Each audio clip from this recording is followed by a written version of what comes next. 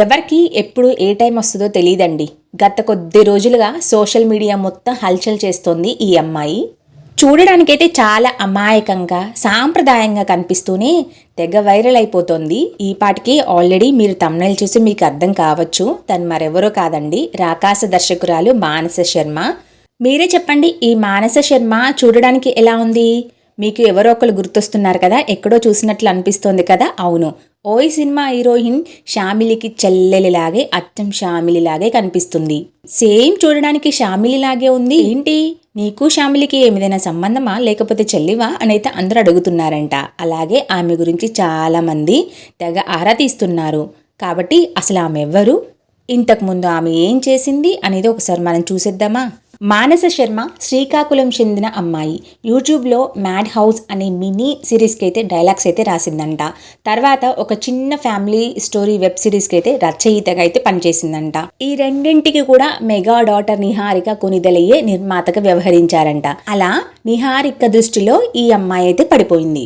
2024లో Sony లివ్లో వచ్చిన bench life web సిరీస్తో దర్శకురాలుగా అయితే మానస శర్మ గారు మారారు. తర్వాత మరోసారి నిహారికతో కలిసి పనిచేసే అవకాశం అయితే మానస శర్మకైతే దక్కింది.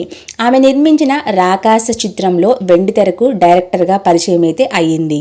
ఆల్మోస్ట్ దాదాపుగా చాలా మంది ఈ రాకాసి మూవీ చూసే ఉంటారు. నేను చూశానండి, చాలా బాగుంది. ఆమె డైరెక్షన్ చాలా బాగా అనిపించింది.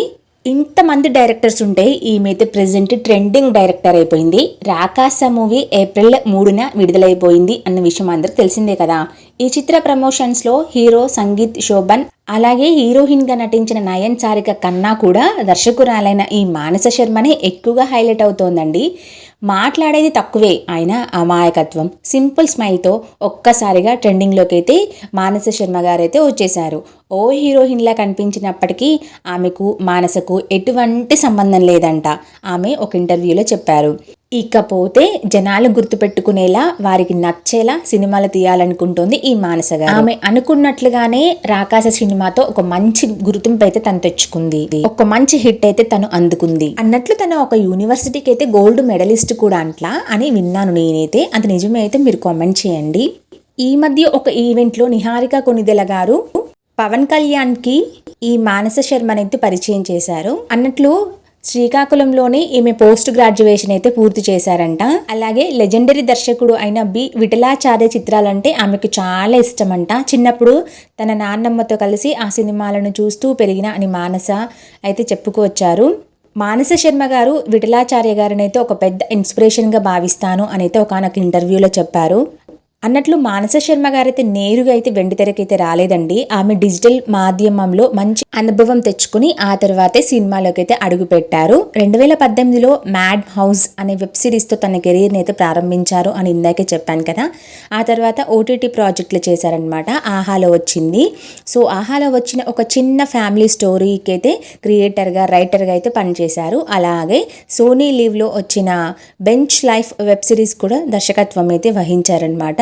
ఆ తర్వాత సినిమా రంగ ప్రవేశం అయితే చేశారు. ఆమె ఏప్రిల్ 3, 2024లో విడుదలైన రాకాస సినిమాతో అయితే దర్శకురాలుగా వెండితెరకైతే పరిచయం అయ్యారు కదా. అయితే ఈ మూవీని వచ్చేసి నిహారిక కొనిదెల గారైతే నిర్మించారనమాట. అసలు ఆమె ఎందుకు ఇంతలా వైరల్ అవుతున్నారో తెలుసా? చందమామ కథల వల్ల. అవును, తన మొదటి సినిమానే ఫ్యాంటసీ, అడ్వెంచర్ మరియు కామెడీ అంశాలను జోడించి విజువల్ వండర్గా తెరకెక్కించడంపై లైక్ ఒక ఎక్స్పీరియన్స్డ్ డైరెక్టర్ లాగా తనైతే వెండితెరకైతే తన సినిమాని తీసుకువచ్చింది. సో అందుకని తను ఎక్కువగా ప్రశంసలు అయితే అందుకుంటోంది. అలాగే తను ఎందుకు ఆకట్టుకుంటుంది అంటే తన డ్రెస్సింగ్ సెన్స్ అండి. తన డ్రెస్సింగ్ సెన్స్ అయితే చాలా బాగుందన్నమాట. తన డ్రెస్సింగ్ సెన్స్ కి ప్రెసెంట్ యూత్ అయితే పడిపోతున్నారు. అలాగే ఆమె ప్రసంగాలు, ఇంటర్వ్యూలలో తన స్వచ్ఛమైన మాట తీరుతో అందరినైతే ఆకట్టుకుంటోంది.